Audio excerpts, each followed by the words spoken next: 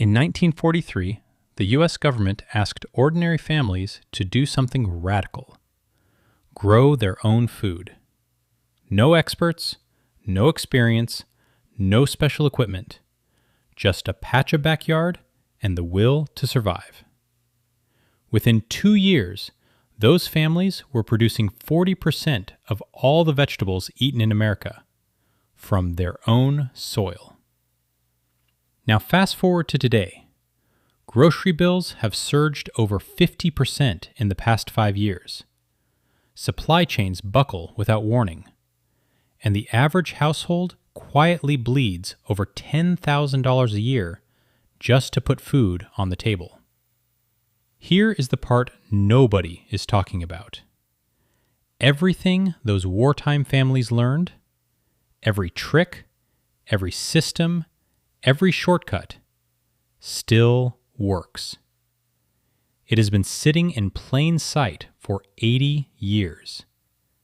And in the next few minutes, I am going to walk you through the exact 5-principle system that can turn even a tiny backyard into a full food production machine. This is not gardening advice. This is food independence. Let's get into it. Principle 1. Build the foundation underground. Most people kill their gardens before they ever plant a seed. They obsess over what to grow. They research varieties. They buy fancy seeds. And then they stick everything into dead soil and wonder why nothing produces. Here is the truth. Your soil is not dirt. It is a living system. Billions of bacteria, fungi, and microorganisms working together every single day to break down organic matter and push nutrients directly into your plant roots. When you neglect the soil, you are not just neglecting the dirt. You are switching off the entire machine. The fastest way to fix it? Compost. Take your kitchen scraps, your dried leaves, your grass clippings, and your garden waste. Pile them together. Keep the pile as damp as a wrung-out cloth. Turn it every 2 weeks. In 3 to 6 months, that pile becomes something that looks like dark chocolate cake and smells like forest floor. Spread it 2 to 4 inches deep across your beds, and you have just transformed whatever you had into some of the most productive soil on earth. Get this part right, and everything else becomes easy. The next principle is where most backyard gardens lose 50% of their potential space, and most people never realize it. Principle 2. Design every square foot with intent. Walk into most backyard gardens and you will immediately spot the problem. Long rows, wide paths between them, and more than half the space growing nothing but weeds. A modern victory garden does not work like that. You build deep beds, 4 feet wide, as long as you need them. 4 feet, that is the number, because you can reach the center of the bed from either side without stepping on the soil. Once those beds are built and filled, you never compact them with foot traffic again. The soil stays loose. The roots go deep. Nothing fights for space. Now here's the part that changes everything. Instead of planting in straight rows, you plant in offset patterns. Each plant sits at the center of a small hexagon formed by its 6 neighbors. Leaves eventually close together overhead like a living canopy, shading out weeds and locking in moisture automatically. The result? 2 to 3 times more plants, in the exact same footprint. And while conventional gardens waste 50% of their space on walkways, a properly designed deep bed system dedicates 90% of every square foot to actual growing. Space is not your problem. Design is. The crops in the next principle were the backbone of every wartime garden, and most people skip the most productive one entirely. Principle 3. Choose crops that work harder than you do. Not all vegetables are worth your soil. Some take months of space and give you almost nothing. Others produce relentlessly, store for months without refrigeration, and keep coming back year after year without being replanted. Build your garden around the second kind. Potatoes first. Grow them with the deep planting method, and a single square foot can produce 10 to 15 pounds of food. They keep for 6 to 8 months in a cool, dark space. No freezer, no preservatives, just stored energy waiting when you need it. Beans are next. Bush and pole varieties both. They do something almost no other crop does. They pull nitrogen directly out of the air and inject it back into your soil. They fertilize the ground while feeding you. A pole bean, climbing a simple trellis, will produce continuously for months from just a few square feet of ground. Tomatoes. Choose indeterminate varieties, the ones that do not stop growing when they reach a certain height. Stake them properly, water consistently, and a single plant will hand you 20 to 30 pounds of fruit before the first frost. Leafy greens like kale, chard, and spinach can be harvested on a cut and come again cycle. Take the outer leaves, leave the center. Come back next week and do it again. And here is the long game most gardeners ignore entirely. Perennial vegetables. Asparagus, Jerusalem artichoke, rhubarb. Plant them once. Tend them occasionally.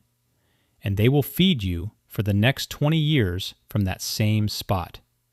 That is not just a garden. That is infrastructure. Even the most productive crops will leave your garden empty for months out of the year, unless you do what comes next. Principle 4.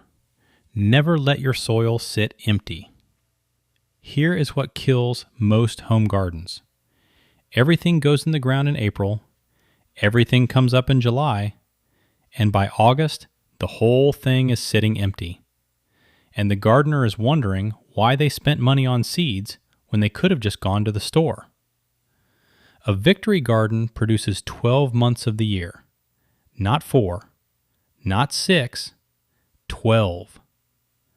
Succession planting is how. Every 2 to 3 weeks, you sow another round of fast-maturing crops. Radishes, lettuce, spinach, turnips. 30 to 60 days from seed to harvest. As one round finishes, the next one is already up. Relay planting goes one step further. You do not wait for the current crop to finish before starting the next. You tuck lettuce seedlings between rows of peas in late spring. By the time the peas are done, the lettuce has already claimed the space. Add cold frames and row covers, and you push the edges of your season 4 to 6 weeks in both directions. In most climates, that means food from February to November. Not a summer hobby, a serious food system.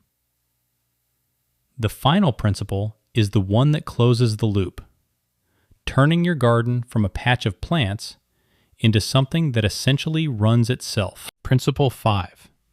Close the loop with animals. A garden that only grows plants is a garden that always needs inputs from somewhere else.